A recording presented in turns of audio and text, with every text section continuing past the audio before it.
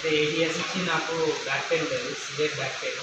తర్వాత migraine problem, కళ్ళు తిరిగేది, అప్పుడు మోకాలు నొప్పి, కింద కూర్చుంటే తిరిగేది. ఇట్లా ఎన్నో రకాల ప్రాబ్లమ్స్ ఉన్నాయి. గ్యాస్ట్రిక్ ప్రాబ్లమ్, జీర్ణం కరెక్ట్గా కాకపోవడం, ఎన్నో రకాల ప్రాబ్లమ్స్ ఉంటే హెల్త్ కంపల్సరీ చూపించుకున్నాను కాదు.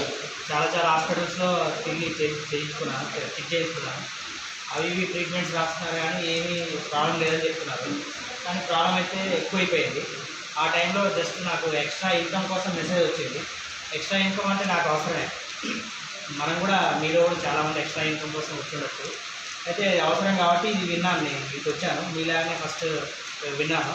విన్నాక ఇది అంతా సైంటిఫిక్ ప్రోడక్ట్, సైన్స్ నమ్మాలి కదా.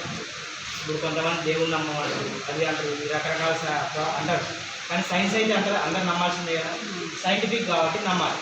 దీన్ని మళ్ళీ బాడీలో ఏం జరుగుతుంది అని నాకు ఎవ్వరు, మీకు కొంతమంది తెలిసి ఉండొచ్చు, కానీ నాకు వచ్చిన రోజుల్లో ఇక్కడ ఎవ్వరు తెలియదు.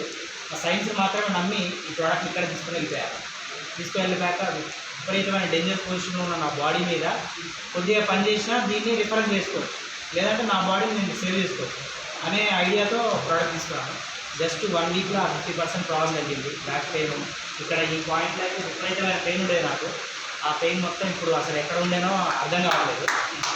తర్వాత అన్ని టోటల్ని బాడీ ప్రాబ్లమ్ని 99% టోటల్ ప్రాబ్లమ్స్ అన్నీ పోయాయి.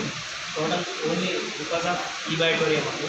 అయితే ఆ టైంలో నేను డిసైడ్ చేసుకున్నాను ఏంటంటే 28 డేస్ వరకు నేను ఎవరిని చెప్పలేదు, నా బాడీ టోటల్ చెకప్లో పెట్టుకున్నాను. తగ్గాక దీన్ని ఇవ్వకపోతే పాపం అన్నట్టు అయిపోయింది నాకు. వేరే వాళ్ళకి చెప్పకపోతే పాపం. ఎందుకంటే అంత అద్భుతమైన దాన్ని, మనకు నోరు ఉంది, మెదడు ఉంది, కాళ్ళు చేతులు ఉన్నాయి, తిరగలుగుతాము, చెప్పగలుగుతాము, ఏదైనా ఎక్స్ప్లెయిన్ చేయగలం. అది ఉన్నాక చెప్పకపోతే ఎట్లా? ఎంతోమంది లక్షల కొద్ది డాక్టర్ల మీద ఆధారపడి, హాస్పిటల్ మీద ఆధారపడి బతుకుతున్నారు.